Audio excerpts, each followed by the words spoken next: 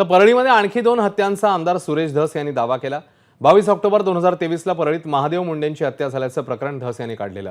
धस यांच्या कुटुंबियांनी प्रथमच एबीपी माझाकडे प्रतिक्रिया दिली। महादेव मुंडेंच्या हत्येचा तपास सीआयडी मार्फत करावा अशी मागणी त्यांनी केली। तसंच या प्रकरणातला साक्षीदार महिलेला पोलीस का समोर येऊ देत नाहीत असा सवालही त्यांनी केलाय।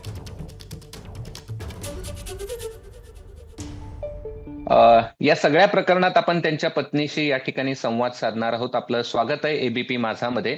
सामान्य माणूस आणि या सामान्य माणसाचा खून होतो, पण पोलिसांना तपास का करावा वाटत नाही असं तुम्हाला वाटतं? माझा प्रश्न तोच आहे की काय असं तिथं घडलं का? कोण आहेत ही सगळी लोक? आम्हाला पण तोच प्रश्न आहे ना की पोलिस काय दाबतात मग एवढ्या सर्वसामान्याला मारले तर पोलिसांचं काय राग आहे ह्याच्यात?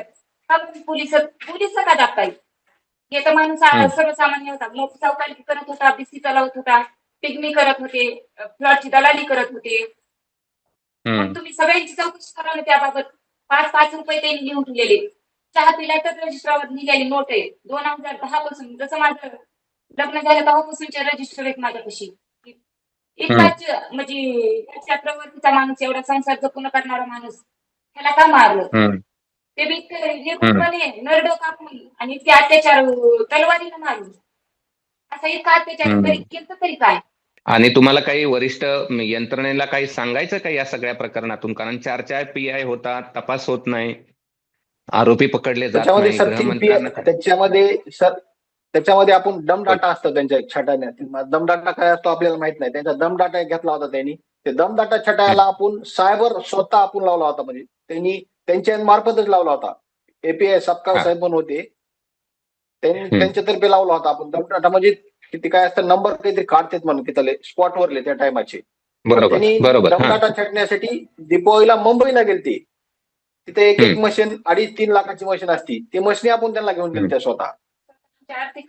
आपण ते स्वतः पाटील ते माणसं दमडाटा अतुल डुबे म्हणून कोणीतरी मोठे साहेबर आहेत, त्यांच्याकडे पाठवलं सपकाळ साहेबाला। API सपकाळ साहेब तिकडून आले, ते म्हणले 6 माणसं।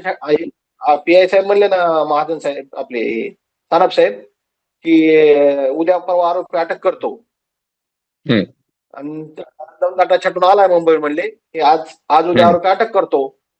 आरोपी अटक करतो म्हणले, पुन्हा 31 तारखेला म्हणले एलसीबीला गुन्हा वर्ग कर। मग तिथं डाऊट वाढला ना सर माझा, यांच्या कुणाचं तरी प्रेशर आहे। आता कुणाचं प्रेशर आहे हे वरिष्ठांनी काढा।